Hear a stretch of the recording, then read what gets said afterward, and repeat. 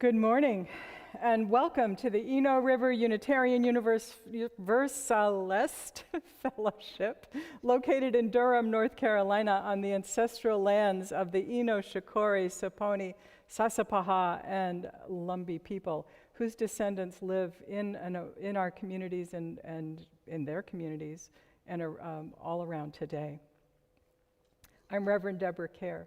Whoever you are, wherever you are on your spiritual journey, wherever you come from, whatever your race, whatever your gender, whomever you love, welcome. We have moved our Sunday service to 10:45 in great anticipation of the time when families might be able to join us in the sanctuary later this year. We're beginning as we intend to continue, and so here we are, 15 minutes before you might even know that we're here. Welcome whenever you get here.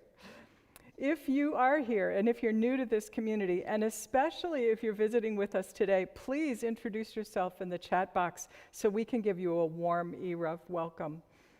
And you'll find a link in the chat that will help you learn more about us. We also invite you to the Inquirers series, which is on Sunday morning by Zoom at 9:30. The link for that can be found on the events section of our homepage or in the weekly e-news. We love our kids and our teens, and we've got some wonderful classes starting at 9:30 in the morning. These classes are in person, outdoors, masked, distanced, or they're online or hybrid. They're working it out. So check our offerings on our website or contact our religious educator, Julia Tyler. Those classes resume starting next Sunday, the 9th. So at this time, all of our Sunday services, classes, groups, programs for adults are online or outside right now, while the Omicron variant is so high. Check out our website or Friday e-news to find out about everything that's going on and how to participate. So this morning, some of the members of our 2,500 Hours of Love team will be here to join me in just a few minutes. Ann Verdine Jones, David Huber, and Sam Wones. And I'm also happy to welcome Sally Franz as our guest musician, who joins Kate Lewis this morning. Finally, this past week, a special electronic mailing went out to all of our members from the lead minister search team and the board.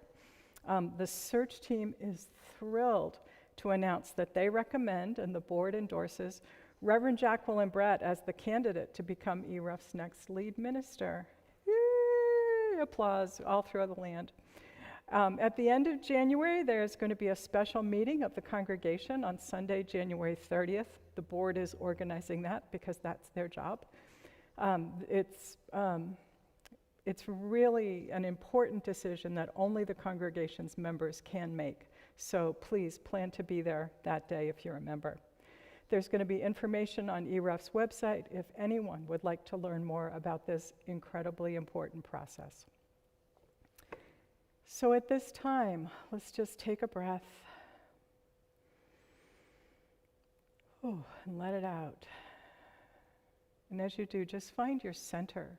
Find where your energy is this morning in your body. Where do you feel it? And take another breath. And as you exhale, exhale through that place in your body, through that center where you're feeling it this morning.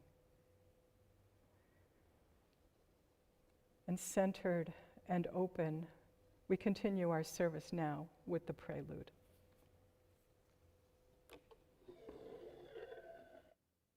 Gorman. When day comes, we ask ourselves, where can we find light in this never-ending shade? The loss we carry, a sea we must wade. We've braved the belly of the beast. We've learned that quiet isn't always peace. In the norms and notions of what just isn't always justice. And yet, the dawn is ours before we knew it.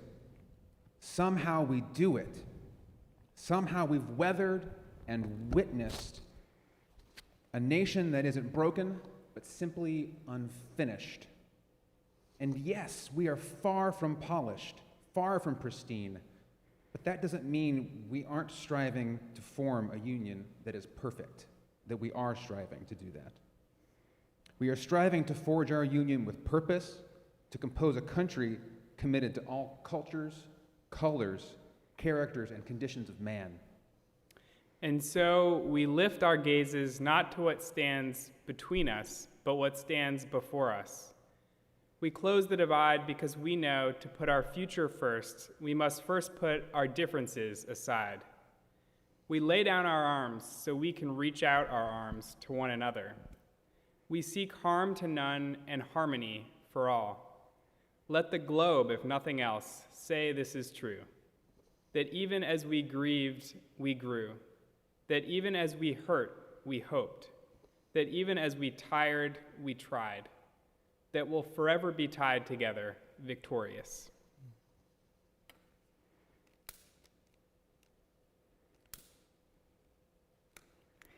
We light our chalice for the light of this first Sunday of the year. This small flame of our chalice echoes the light of our vision of equity and justice that rises as surely as the sun. May the light of our trust, hope, and love show us the way into a future that is bright with possibilities as we move forward together with commitment and purpose. Our first hymn this morning is Come, Come, Whoever You Are. The words will be on the screen, and you can sing along at home.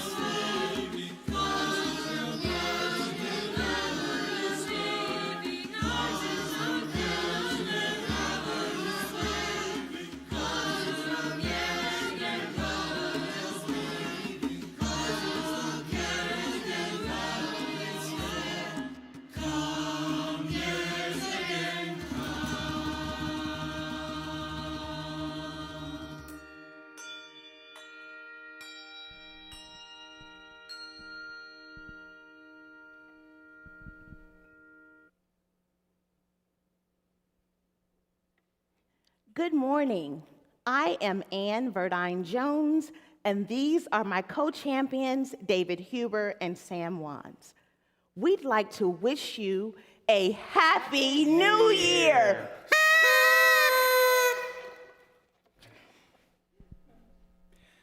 We've made a tremendous impact already. Out of the 3,140 hours pledged, we have logged 1,376 hours through dozens of projects across the community.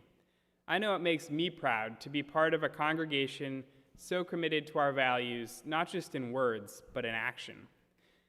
On this slide, you can see exactly where we've devoted that energy.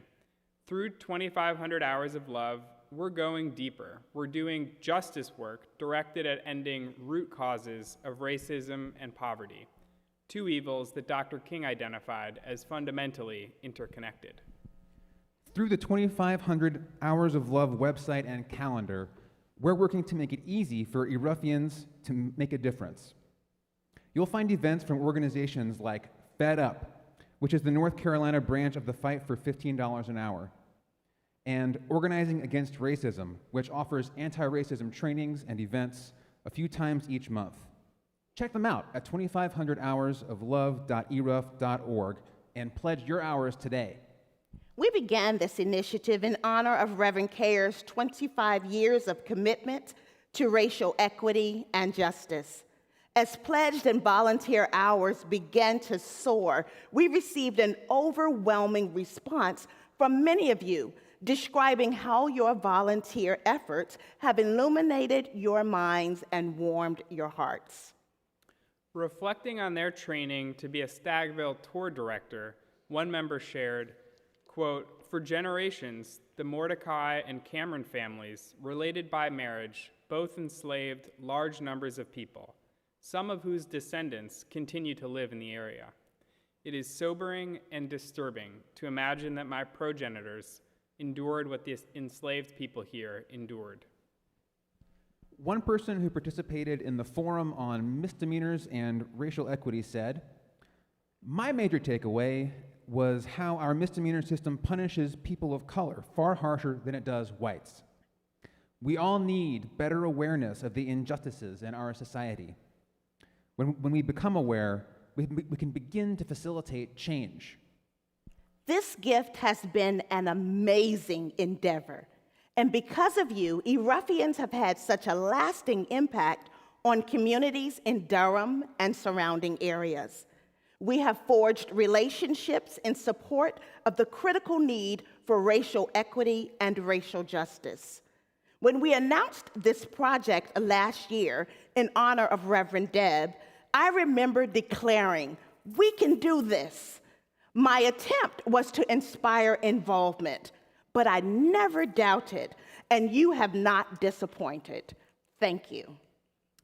Have you already taken part in 2,500 hours of love but haven't yet logged your hours? Now is the time to catch up. Will you commit right now to logging your hours immediately after this service? Reply, "Count me in the chat if you're in." Each of us has the power to make a difference. Pledge your time and log your hours at 2500hoursoflove.eruf.org today.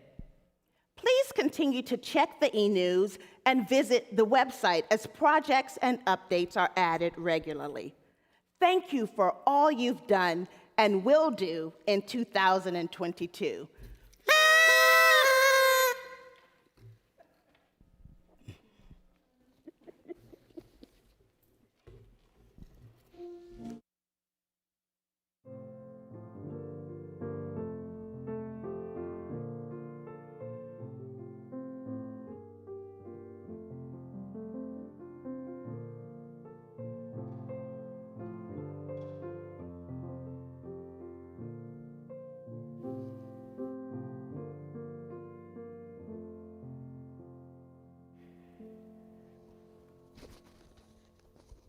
It is always a joy to get to work, to have the opportunity to work with people who have vision and who also know how to have a really good time and be beloved community while they're doing important work. Thank you guys so much. This is so inspiring, and I am so grateful to everybody in the community.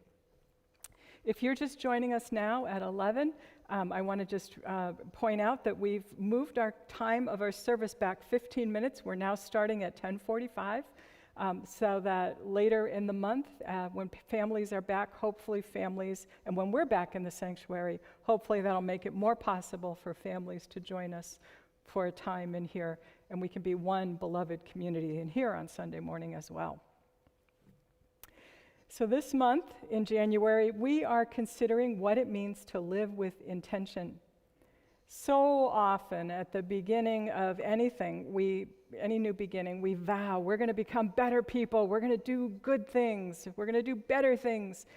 And just as often, we keep it up for a short while before folding up and going back to the way that we were before, right? We all know this, right? Living now in the middle of so much change, pandemic, political, personal, this year, more than ever, there is so much at stake. More that we want to protect, support, and even defend.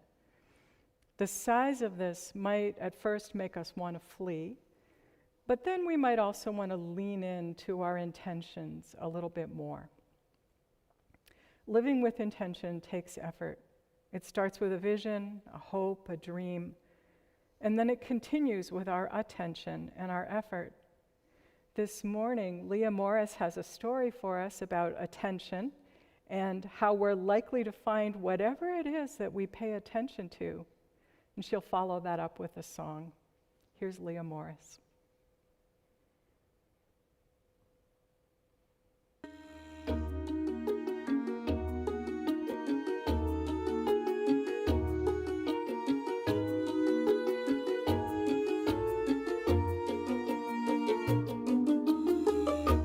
Let me tell you about the cricket and the coin.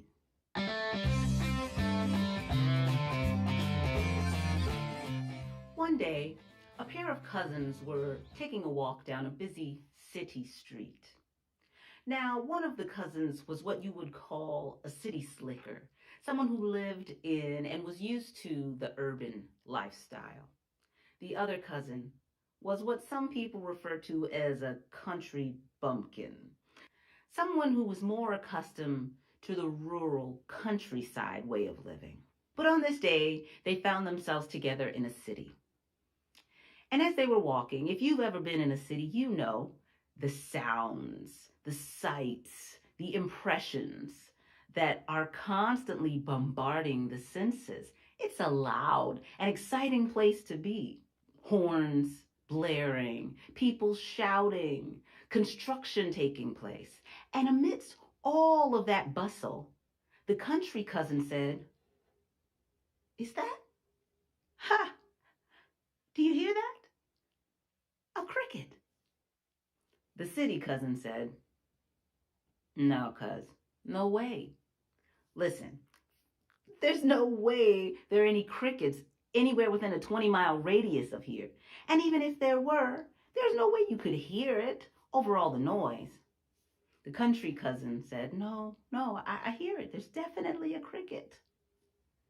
And wouldn't you know, within a minute of continuing their walk, they found one of the few plants that was growing in the city, and there on its leaf was a little cricket singing its song.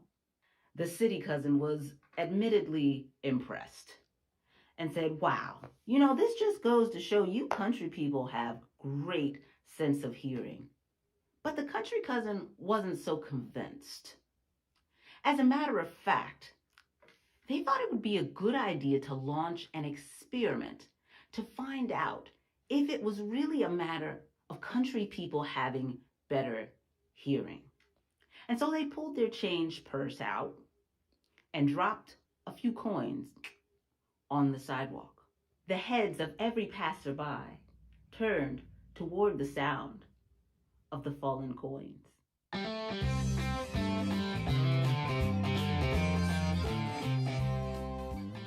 This story illustrates that we are more likely to notice things that we're used to noticing.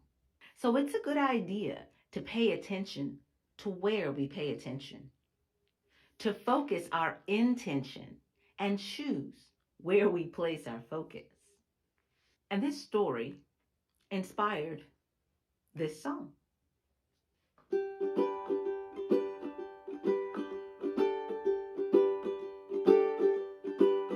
Are you listening to the falling leaves? Are you listening to the calling trees? Are you listening? What do you hear?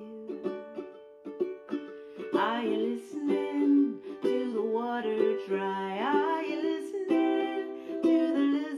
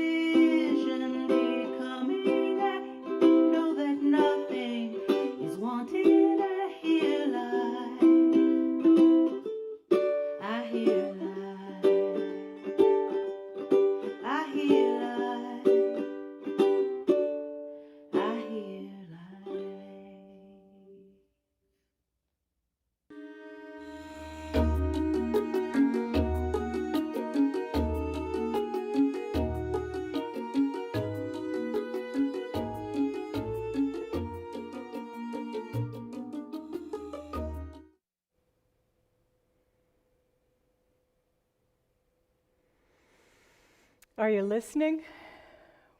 But if you are, what is it that you're listening for? That's something worth really paying attention to. Neuroscientists tell us that what we pay attention to has the power to shape and influence not only our behavior, but the actual structure of our brains. That blew me away when I learned that. Buddhists also say that what we pay attention to shapes our minds, not necessarily our brains, but our minds.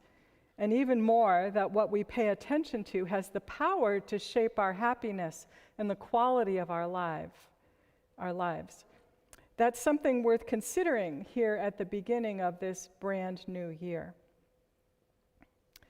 Amanda Gorman thrilled us last January when she recited "The Hill We Climb" at the Presidential Inauguration. She spoke just weeks after the January 6th insurrection, which had been fomented by the outgoing president himself. Like a petulant child, he still refuses to accept the reality of his defeat in a fair and legal election. It's still mind-boggling and frightening to contemplate how other powerful people are enabling him. And ever since, it's been impossible to ignore the danger that our democracy is in. And yet, Gorman affirms the good that is entirely possible if we focus on it. She says, "We are striving to forge a union with purpose, to compose a country committed to all cultures, colors, characters, and conditions of man. And so we lift our gazes not to what stands between us, but to what stands before us." Gorman reminds us that what we pay attention to matters. This is true even though it's difficult both politically and personally these days. Considering how hard the pandemic can be, Heather Plett, an activist and leadership coach, last week posted this. "It's the last day of the year," she wrote. "I wanted to say wise and kind things for you, friends. I wanted to give you something meaningful, hopeful, or inspirational to mark this transition from one liminal year to the next. But then, because this is the way of 2021, it's fitting that it ends as it lived.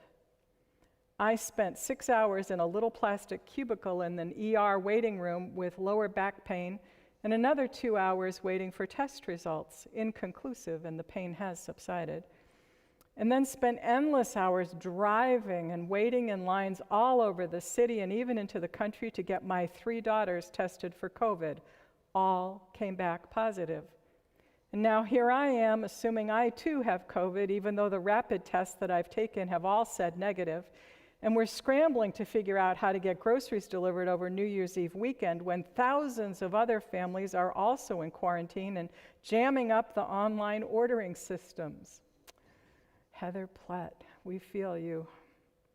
My heart aches for her and her family, as it does for so many of you and the situations that you have been finding yourselves in all along as well. In fact, for much of this fall, I have had the lines from an old song, "By Way of Sorrow," continually echoing through my mind. "You have come by way of sorrow. You have come by way of tears." It's been a rough year, full of illness, death, uncertainty, loneliness, political machinations, and debilitating pandemic weariness for all of us. And especially when I consider the burden added to the lives of Black, Indigenous, and people of color, I have to say, this is a really lousy club. Let's get out of here. Let's go someplace better. Let's create someplace better, shall we? You have come by way of sorrow. You have come by way of tears. Fortunately, that's not the end of the song, because the refrain continues, "You have met your destiny, come to find you all these years." And then the final verse of the song offers this affirmation: "All the nights that joy has slept will awake to days of laughter. All the tears that you have wept will dance in freedom ever after." That's lovely. But how do we actually do this? How do we find the courage to move from a state of despair and sorrow to the bright light of a new day of joy and freedom? The gap between those is so huge, it seems impossible. So it's a process, and it's not instantaneous. We have to practice a lot. And so we start with our intentions. Mindfulness teacher John Kabat-Zinn says that our intentions are a kind of a blueprint that can shape and direct our efforts. We just have to decide what's really important, he says, and then constantly keep that framework in mind as we work for it.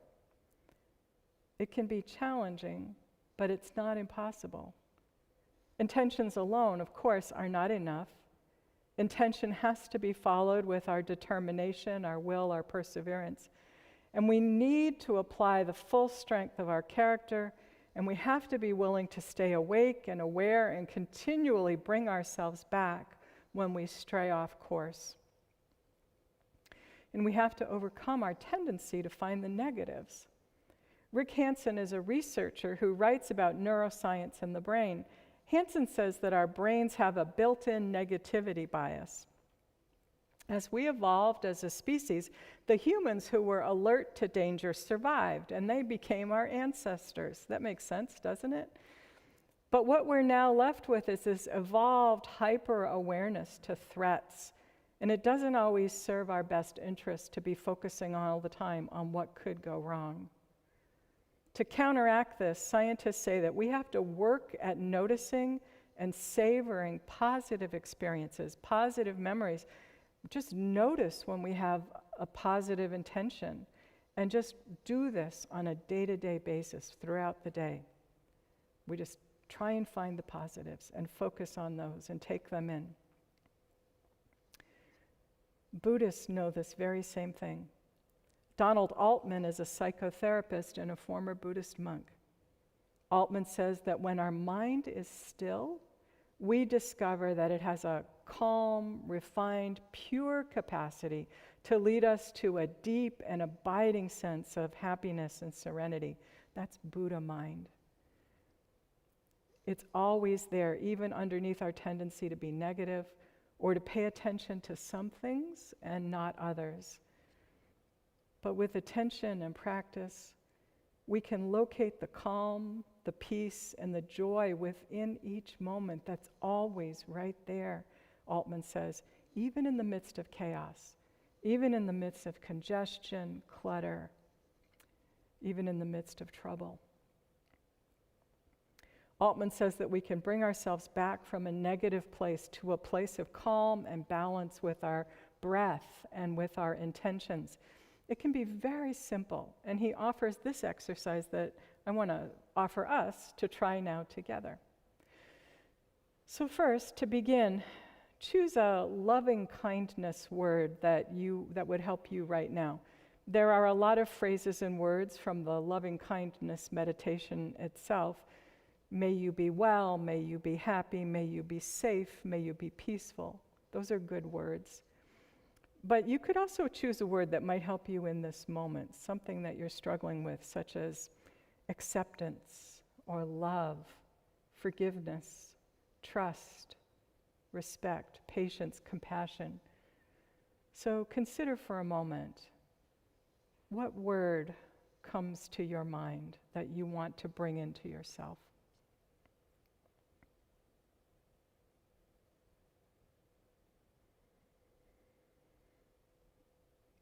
So, choose a word.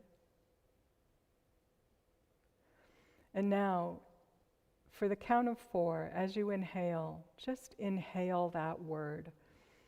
Might be trust, or patience, or forgiveness. Just count to 4.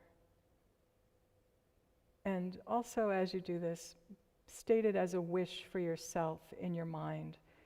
May I find trust. May I find patience. And then just picture this deep wish for yourself being absorbed through your entire body, your whole being. Now hold this breath for 4 counts. And now exhale your loving kindness word, sending it out to others. May you find trust, or may you find patience. May others find forgiveness. And then just picture this deep wish pulsating outward to your home, the community, the world, even to the universe. It's a lovely practice. It takes 12, 14 seconds, and it's portable.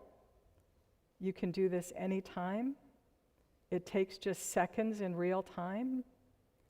You can practice it while waiting for customer service or medical test results, while you're driving. Don't close your eyes while you're driving. You can practice before a meeting, while standing in alignment, or any time that you find yourself in a stressful situation. So we're going to pause here.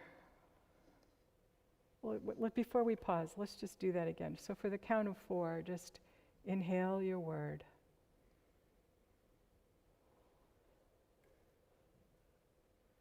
And offer yourself the affirmation that you might find that you might be that.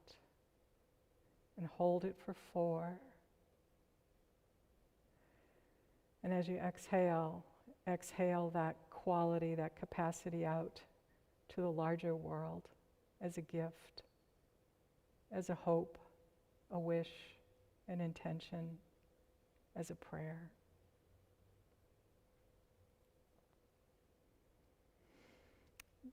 You can do this anytime. So we are going to pause here for a moment for a spoken meditation and then some music for reflection. And we'll come back to intention and practice after that.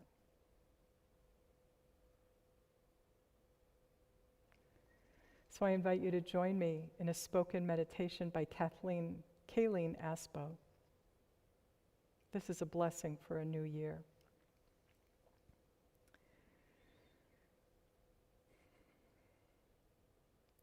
As the hours of darkness begin to slowly wane from the winter sky, so too may the fearful places of your heart unclench their grasp on your life.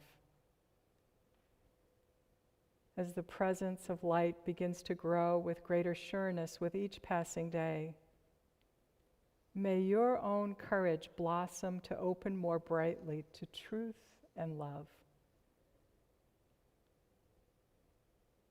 Let this be the year that you turn off the television and silence the talk radio chatter in order to pick up the pen, the paintbrush, and watch the candle slowly burn.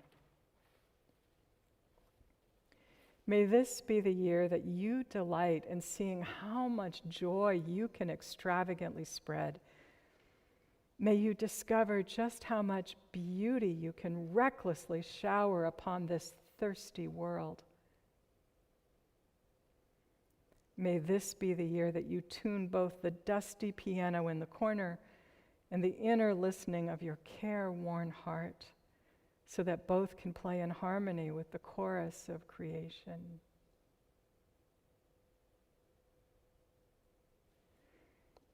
May you break the invisible yardstick of impossible expectations and learn that just as you are enough. May this be the year that you cease trying to march to an imagined ideal and instead wrap your arms around the messy wonder of your life as it really is, hold it close, and do the tango.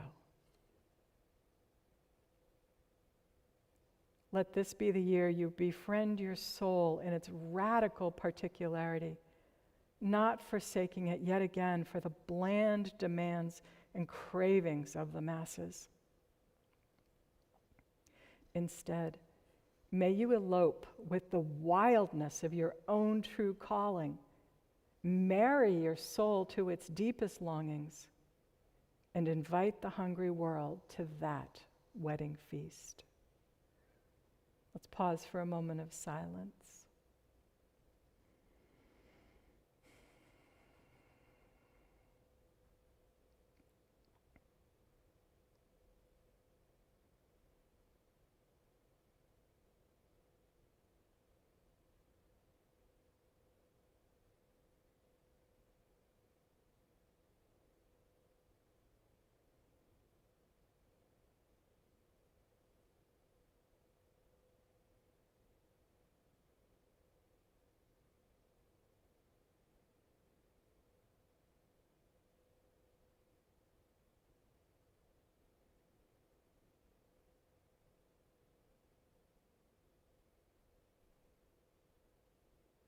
This morning we open our hearts and we send our love to everyone who is struggling, who is suffering, who is grieving.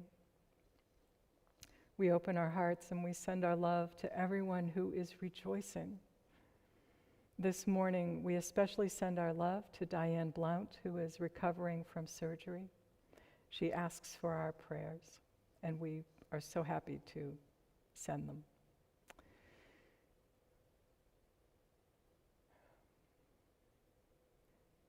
May it ever be so. Blessed be, and amen.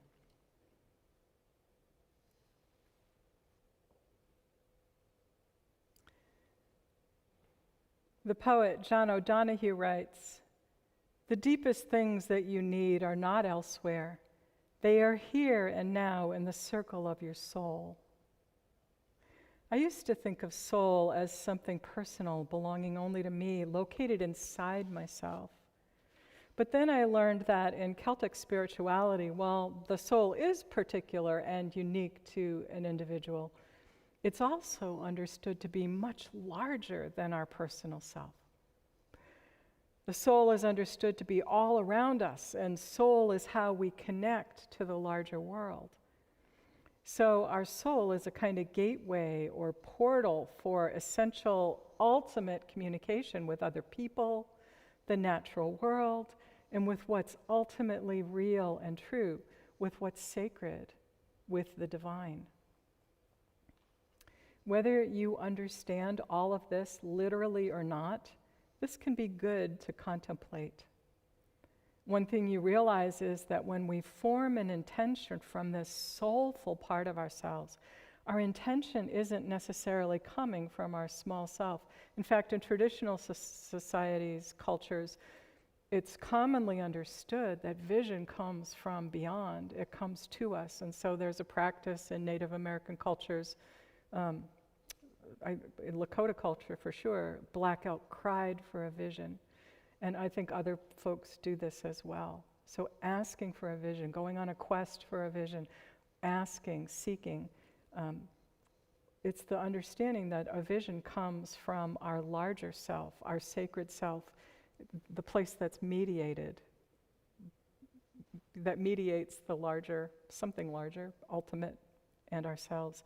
So the point is, our intention, when it comes from this larger place, this soulful place, it's less likely to be formed out of our small, partial experience.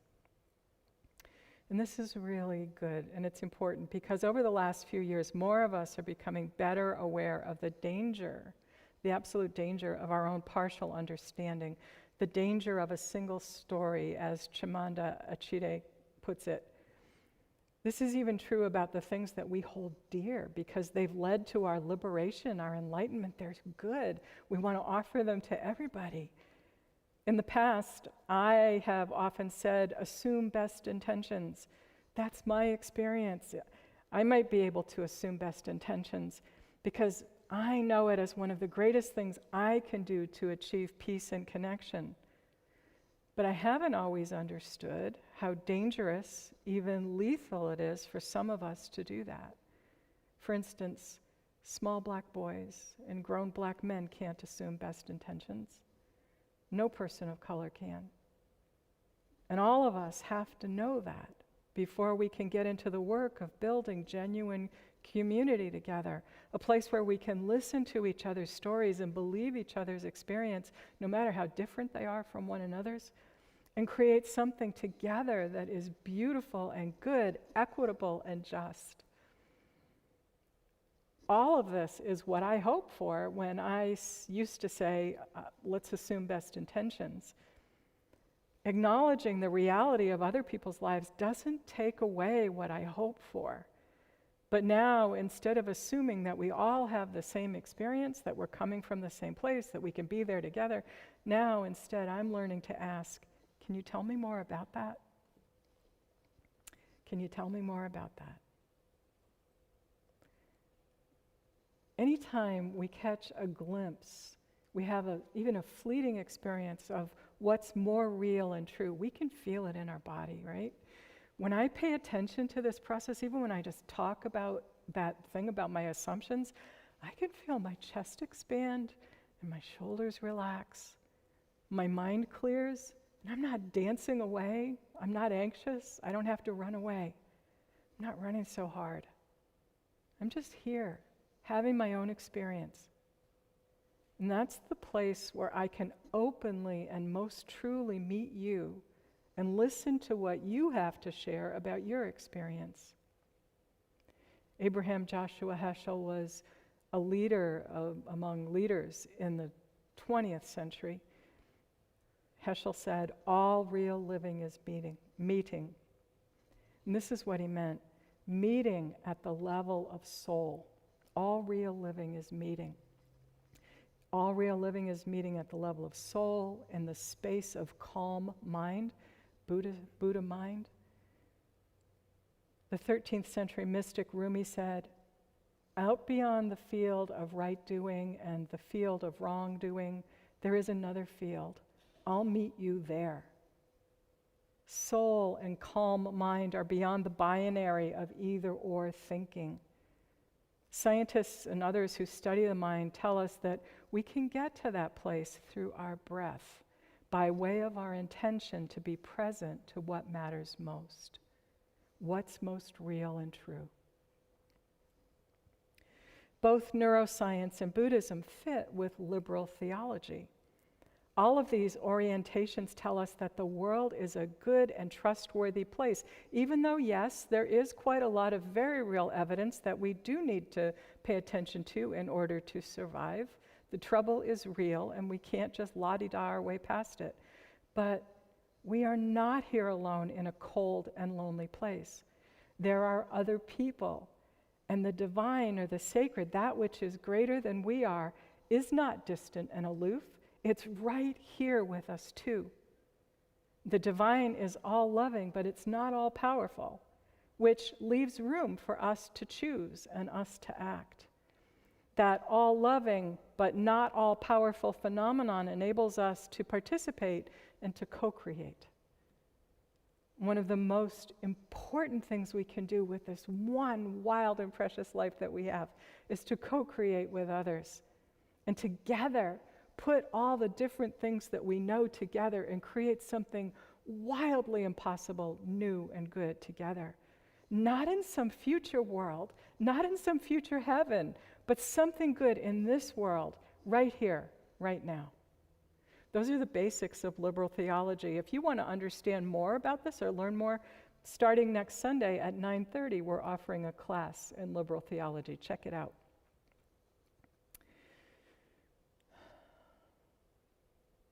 All of this points to something really important, which is that our intentions matter. Relationships matter. Community and communication and co-creation matter. Practicing together matters. We can start by becoming aware of our intentions, the knowing that lives below the level of our habits, our biases, our preconceptions. What have you learned to listen for? The sound of coins or the sound of crickets? Have you learned to listen for both? Have you learned to listen so well that you discover 5, 6, 7, 8 more things that are happening in the background that you hadn't noticed previously? Are you practicing so that you can hear something truly life-giving and liberating? We can learn to do this, to gather this information from this dimension that is so much larger than our own small self and our own small concerns. And we can find it by following our deepest yearning. And we can trust this, knowing that it comes from someplace, some source so much larger than just our small self alone. And then, this is what we do here as Unitarian Universalists, we test our intention in community. Is it big enough to serve more than just our own individual interests? This is what we do when we talk about supporting each other's spiritual journey. We share our experience and our ideas with each other, often in our small groups. And we share our honest responses, not to debate, not to tear down, but to build a more accurate, larger map of our situation together. You can tell how powerful and important this is by how much effort totalitarian governments put into suppressing exactly this kind of activity. In our liberal religious tradition, we practice from moving from vision and intention into life-giving action in our small groups and in all the work that we do together. It's not a perfect process, and neither are any of us. That's not the point. We just keep at it because it's important. It's the way we get from intention through the center of ourselves, through our souls, through something so much larger than ourselves alone, into good action, into the ultimate reality of the present moment. And so, friends, here on the shining, hopeful edge of this brand new year, we can find our intention and we can bring it to others for discernment, discussion, testing. When we're brave enough to do this, we create trust. We create strong bonds among us. And together, we continue to find and develop our power. And we can use it to help bend the moral arc of the universe toward justice for each and every one of us and for our beloved planet as well. May we ever find our courage to do this, and may it ever be so. Blessed be. Ashe. Amen.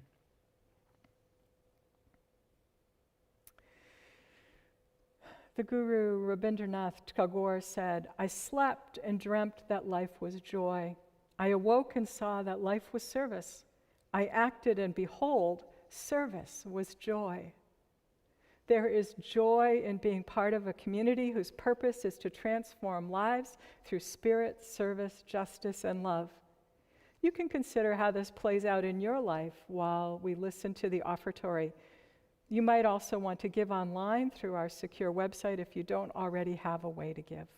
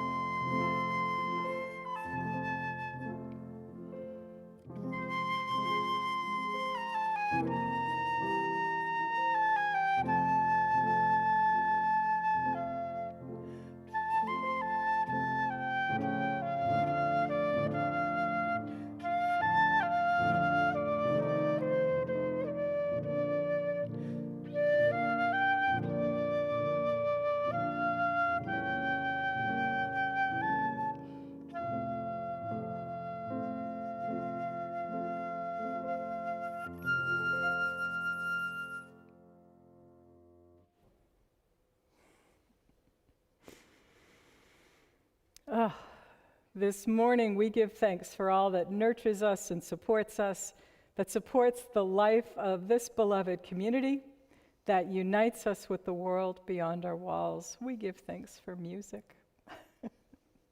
Gorgeous music.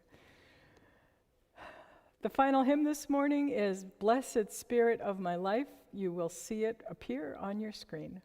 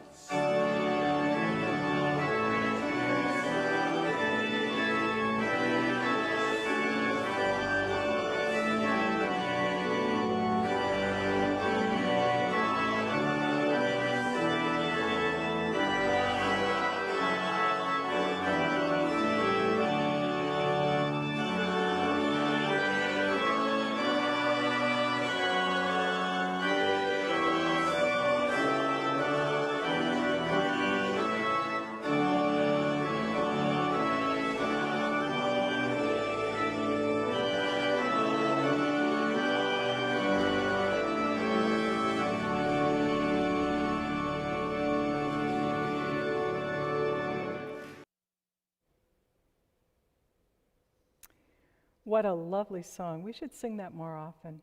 I think we shall. Okay. Our closing words are a poem called This Year. I don't know who wrote it, but it's lovely. This year, mend a quarrel, seek out a forgotten friend. Dismiss suspicion and replace it with trust. Write a love letter, share some treasure, give a soft answer, encourage youth. Manifest your loyalty in word and deed. Keep a promise, find the time, forgo a grudge. Forgive an enemy, listen. Apologize if you were wrong. Try to understand. Flout envy. Examine your demands on others. Think first of someone else. Appreciate. Be kind. Be gentle. Laugh a little more. Deserve confidence. Take up arms against malice. Decry complacency. Express your gratitude. Have faith. Welcome a stranger. Gladden the heart of a child. Take pleasure in the beauty and wonder of the earth. Speak your love. Speak it again. Speak it still once again. We go in love, we go in peace, friends, to share all the goodness that we have found here in this community with the world that is aching for it. Blessed be. Amen.